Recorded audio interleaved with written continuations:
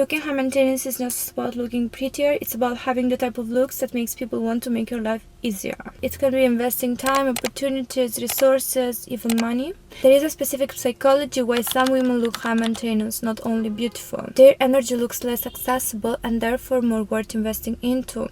And after this video, you'll be one of these women, because I'm going to talk about how your hair, your face, your body, your clothing, everything works in synchronicity to make you look like that effortlessly. Because this is not about buying more expensive, looking over polished the whole time. No, this goes way deeper. That's why please grab a tea and let's start. Also, if my other video triggered you, then congratulations, you are not in the right place. You can leave now and save yourself the stress, because this video is gonna be a little bit worse. Otherwise, you can stay, grab yourself a tea and leave another hate comment in the end. Let's start from the core mindset that separates women that look average from women that look high maintenance. Women that look high maintenance, we don't see beauty as a task or a duty, we see it as something that is fulfilling. It's like a hobby. Looking high maintenance sometimes is just about doing maintenance, because most women skip the maintenance entirely, because maintenance means constant maintenance. Not 1 week I maintain, next week I destroy, 1 week I would give anything to look beautiful, the next week I don't even care. There is literally no point of you watching a Pinterest board one Sunday and then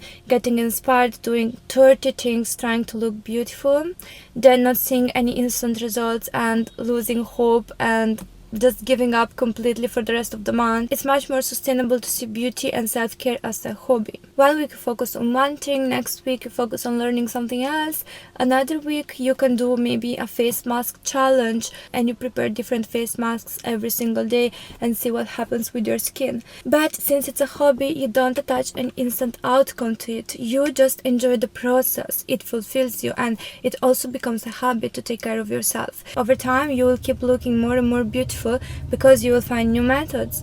You will understand what works for you. You will discard what doesn't. Results are not instant, but at the same time you will keep looking prettier and more maintained. Not decorated, but maintained. So from now on, instead of trying to have a whole makeover one Sunday out of the blue while watching glow up tutorials and all of that, and then the rest of the week looking like we just rolled out of bed 5 minutes ago, we treat beauty as a hobby that we practice to have fun. Let's say one day we learn about our hormones, what foods make us look prettier. Another day how to style our hair to look more bouncier, more expansive.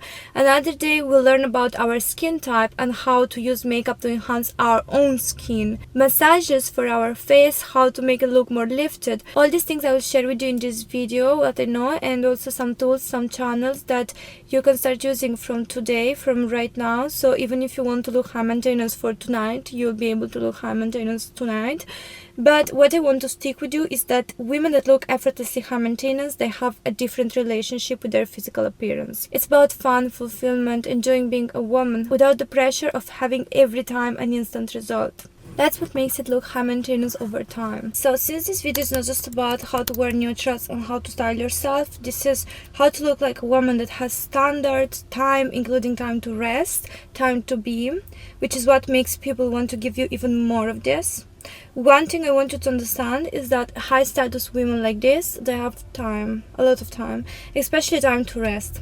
So even if you don't have a lot of time to rest, you need to look rested most of the time. Here I have the perfect tool to handle you like this for €0, and it has more or less the same effects as Botox and fillers, but without any pain and without looking fake. That is fascia release exercises. Our muscles of the face, they store our emotions, our trauma, our story in general. When they're not released, they hold on to so much, and this can create asymmetries, tiredness. They can make us look way older than we are, creating unnecessary folds and lines. I know many of you already do face yoga, but this is different because it releases that stress in the muscles. In fact, I had food poisoning a few days ago, and I remember because I was suffering so much those days, I had some folds over here, but then I searched this fascia release exercises for nasolabial folds. You can find for any concern, literally any concern.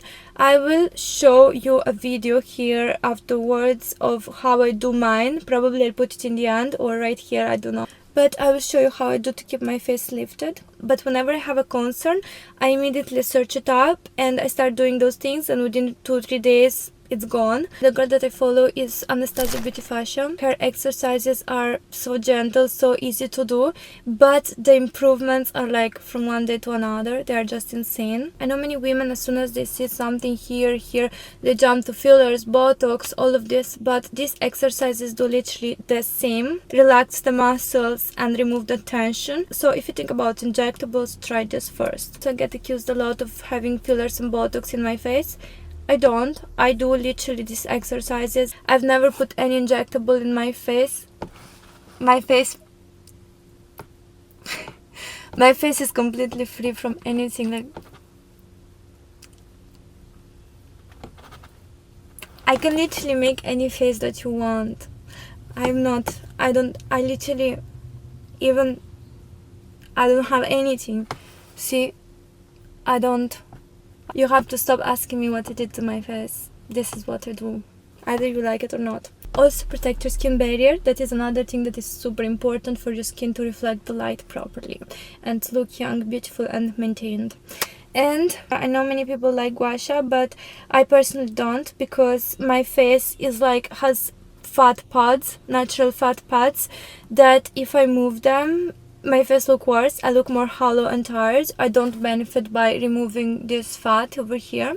So if you also have kind of a full face, you probably also don't benefit from gua sha, and these exercises are much better. First of all, moisturize. Make sure that every part of your skin is deeply hydrated. It's better if you use cream, not oil. This is for keeping the eyes and eyebrow area lifted. A lot of tension builds up around the eyes and it's important to release. Now this part is basically a stretch for the muscles of the whole face. This first part helps sculpting your lips. It drains the extra water underneath the skin. And for the rest of the face is more like ironing every muscle and relaxing them. Put gentle pressure, but also not too much. Your skin should never feel dragged, but just guided. All of this prevents your skin from sagging and from looking dull and off. This drains all the excess water that I'm holding in my jawline. And here I spend more time because I really want to sculpt this area. This is the only area where I really want it snatched. This is for depuffing the nose. Do it on both sides. And it's amazing for removing every water retention that is stuck there. And now this is for nasolabial folds. I do it for prevention. And these exercises you can find everything on the channel that I suggested you. In fact, I suggest you to guide yourself with those videos, those professional videos, not with this one, because there are too many details that I can't tell you, but are very important. And also I'm not a professional. This is also a massage that in the end I do to relax, to finally relax all my muscles and start the day with a relaxed face without tension. Now let's talk about makeup. Even the most expensive makeup can cheapen your appearance if it's wrong for your face card. This took me my whole life to understand, but some women are beautiful because of their translucency and their brightness, and other women are beautiful for their depth.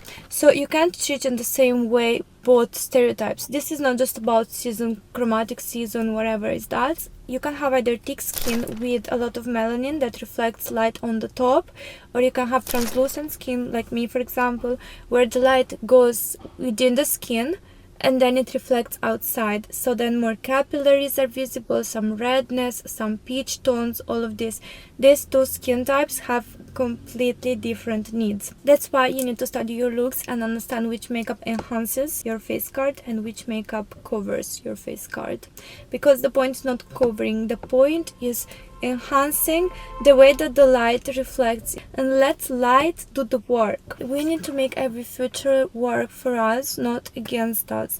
And like Mark Zuckerberg said, right now a person with AI can outwork someone with a whole team, and that's why there is no more gap, no more difference between a celebrity with a makeup artist and a stylist and all of that, and you with ChatGPT. Okay, yes, sounds crazy, but with ChatGPT. I dig down into the rabbit hole and I created a method for you that will make your face card work in your favor. some small adjustments that will make you look 10 times more expensive.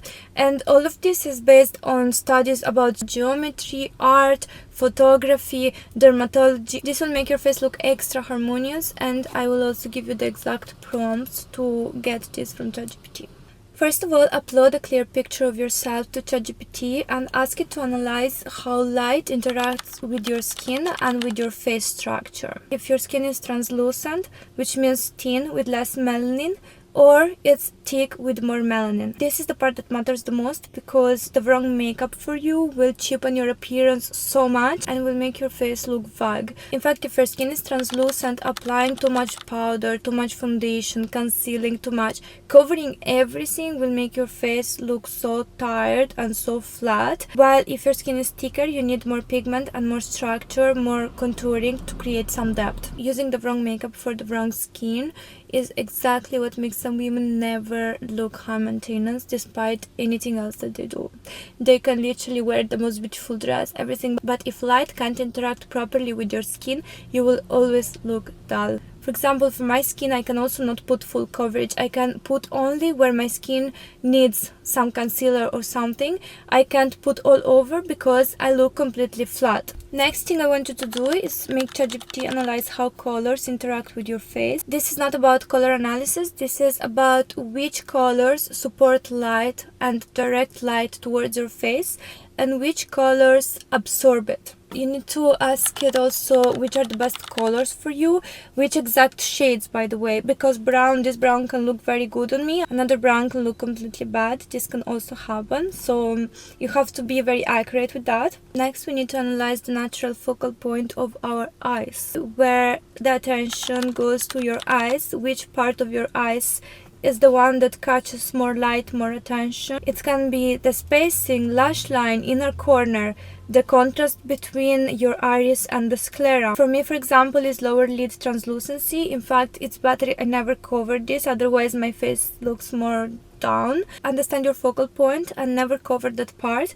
because the moment that you over conceal it or you put some dark on it or something, it will make your face look more tired and cheap. After that, understand your eye axis, vector and shape. Makeup has to follow the exact direction of your eyes. Otherwise, even if the makeup is amazing, professional and done really well, it can still make you look worse. That's why some trends don't work for everyone, because they don't respect the eye direction. Fighting your eye direction literally creates disharmony in your face. But our goal is to create harmony. The more we create harmony, the more we look effortlessly expansive. Then understand your lip anchor, because everyone has a part of the lip that anchors the face. The lips stabilize the face, stabilize attention. If they're underdefined, the face ends up looking tired and dull.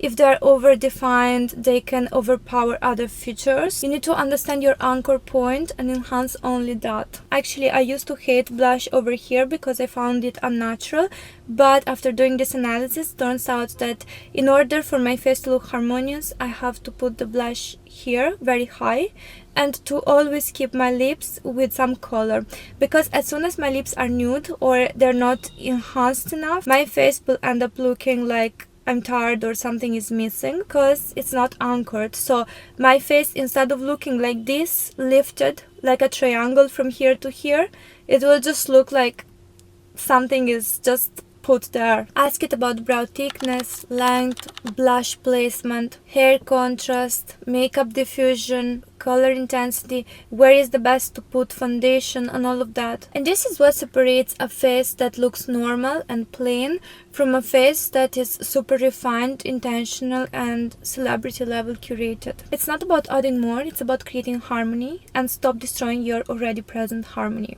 When you understand all of these things, your facial anchors, your eye axis, vectors, all of these small details that look very small, your face becomes extremely expansive looking. Looking expansive is not about looking like you tried harder. It's about looking like you didn't even try, but somehow it happens to look very good and put together. Now here I'll put the exact prompts that you need to use, and good luck, my love.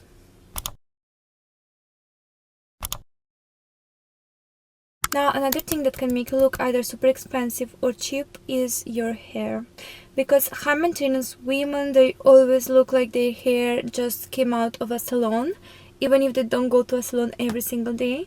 But they know how to treat their hair correctly to make this salon finish every time, even without looking overstyled. Actually, I used to go to salons and think, why is that when I come out of here, even if I use the same products at home, from here it looks amazing, when I do that at home it looks so dry and so bad. And then I learned that my mistake was air drying my hair. Actually, I thought of myself to be so advanced and smart in keeping my hair wet and letting it air dry without using heat, but turns out that this damages the hair more than blow drying. Why? Because we leave the cuticles open, and when our hair cuticles are open, the hydration, the water that is supposed to stay inside, goes outside, it evaporates. It literally evaporates. So our hair looks more dry, more matte, all the bounce, all the light goes away. And we don't want this. This doesn't look like expensive hair. This looks like hair that you just don't know how to take care of. And that's been me for a long time. Now I'm gonna explain to you how to get that expensive hair every day. Because something that will make you look extremely more beautiful and more expensive is understanding how to blow dry your hair correctly. It would be nice if you can get an ear wrap like similar to Dyson. It doesn't have to be Dyson because there are so many options on the market that are way cheaper and do the same thing. But it's much easier than doing this with a normal blow dryer and a brush, which can still be effective, but it's just a little bit more complicated. The correct way to blow dry your hair is applying heat protection, which is very important. Heat on its own is not a problem, okay? But the problem is uncontrolled heat. Actually, something that shocked me was the fact that air drying your hair is worse than blow drying, because heat doesn't damage the hair as much as this cuticle staying open than some leave-in conditioner, and then blow drying 90%, put a serum, and then after that you use a air styler, ear wrap, or a brush and a blow dryer, and you style your hair, and this will lock the serum in. All the hydration will stay inside and will give almost that lamination glow. This will make your hair look more expansive, more shiny, more hydrated. Another thing, high maintenance women always have a go-to style for styling their hair every day to prevent bad hair days. And this can be done very easily. Honestly, I do with socks. I don't care what anybody thinks. I literally put socks on my hair. So I roll my hair around the socks and then I go to sleep in that. But again, you have to learn about your hair type and see what works for you. And also toning your hair to the exact shade that enhances your blood flow, your eyes. However, my hair today is not a good example because it's ultra humid here. I'm sweating constantly, so ignore my hair. I'm gonna talk about this, but I'm not gonna represent it today. Maintenance women also know that their body is the outfit and they themselves are the luxury item. The clothes are only meant to frame them. Nothing is styled just for the sake of styling. This means silhouette first, clothing second. The clothing is supposed to reveal the maintenance, the proportions, the posture, not random trends. Everything she buys is timeless and it can work in the next 10 years easily. This style doesn't have a name like clean girl, aesthetic, or old money. This is the style that we see in European women, like Italian, French, Eastern European, in models of beauty, women that grew up around tailoring, like my mom and grandma as well. And it's high maintenance because it shows that the body is groomed, trained, fed. Cheap clothing tries hard, tries to add value through textures, colors, but this style assumes that the value is already there. That's the difference. In this case, the outfit is an extension of the presence. And in order to look high maintenance every day, you need to dress in order to look maintained, not styled. Clothes should sit fitted but not tight, structured but not stiff. The body should not look like it's squeezed inside, it's just outlined. If you can see the shape from far away, the shape of the body, then it looks high maintenance. No excess volume, no excess fabric, no pieces hanging. The eye should be able to read the body as a unique line. The fabric should look dense and intentional and read clean. No visible sheerness, transparency unless it's intentional. They should look substantial, not flimsy. The knits are tight, compact, and smooth. High maintenance clothes, they absorb the light gently and smoothly. They don't reflect it aggressively. They're not see-through unless it's intentional, unless the cloth is like that for a reason. The color should never compete for attention. It has to frame you, not you framing the color of the clothes. That's why we prioritize neutrals, creams, blacks, neutral pastels. We use one dominant color per outfit, maximum two, and no harsh contrast unless it's intentional and it actually makes sense. Also, details should look intentional. No random pockets, no random bows, no random things. Necklines should look clean and intentional as well. Buttons can be very cute and they have to be aligned, intentional, and purposeful. Have, like, for example, show like the midsection so you look thinner. For example, if you put some buttons here, the rib cage looks tighter. We never show everything at once. We either show the legs or we show the chest. If we show the chest, then the legs are covered. If we show the legs, this is covered. Short can work, tight can work, but not chaotic, intentional. And skin is mostly revealed through shape, not through nudeness. What we want to show is that the body is fit and structured like an architecture, not like something to make it look appealing or accessible. The styling rule is that nothing tries too hard, okay? So, for example, the hair is beautiful when it looks almost undone, but on purpose, not undone like I woke up right now. Accessories are minimal and repetitive. Same bag, same jewelry, same things that look like details. Shoes are clean, classic, sleek, a little bit high if possible. That really adds a lot of elegance to the posture and to the look. You should look like you didn't even think about the outfit, but somehow everything happens to look perfect. You just threw something on you and it just happens to fit perfectly and to look almost tailor-made for you. Also, me, for example, I never want to look like I'm floating in the clothes. If I wear a top that is a little bit wide, I try to wear a skirt that shows the definition of my legs. And if I wear something that is wide on the bottom, then I show the definition of my torso. And every single time I try to always show my waistline, because the waistline is something that really anchors the shape of your body. The outfit looks so much more high maintenance when you can see the waist. So as long as you respect these small rules, you always look high maintenance no matter what you wear. And most of the times I literally wear a simple top and jeans, but I just wear something that emphasizes the proportions of my body, never that just covers up. Literally, even with the jeans and the top, you can look high maintenance. It's just very important that you don't look squeezed inside the clothes or like you're floating inside the clothes. Also, almost every single day I wear some heels that not necessarily heels like the ones you think like sleek, thin, but some shoes that are a little bit elevated. I know it sounds scary, but they can literally make it look so much more expensive just because of how your legs architecture shows. Your legs become more sleek, longer, and it emphasizes your posture. You can look so much more expensive even with the jeans and the top. There are so many comfortable ones in the market that you can almost feel no difference between that and some sneakers. But sneakers, in my opinion, they look a little bit cheap. Even if they're expensive sneakers, somehow I think it makes the outfit lose power. Fitted dresses, clean necklines, small details, proportions, all of this always looks expensive. It's not about decoration, it's about structure and architecture of the body. And since the body is the luxury item under the clothes, that's why we need to treat the skin of the body with the same love like we treat the skin of the face. It's not less important, okay? Treat the skin of your body like silk that you take care of. You don't need a tanner skin, you don't need to look brighter, you don't need a different skin tone in order to look refined and beautiful, okay?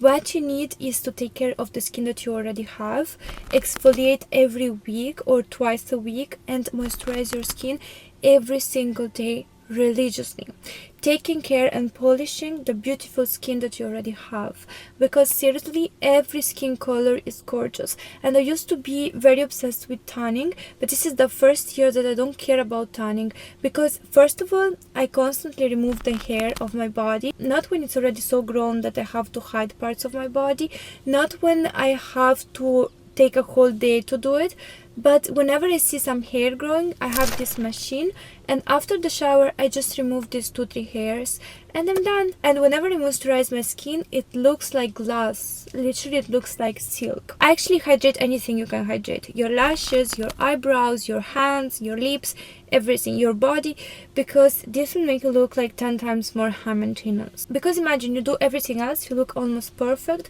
but then you're dry and matte. No thanks. Being hydrated everywhere and glowy like this will make you reflect so much more light, and you will look almost like you have a filter on you, a real life filter.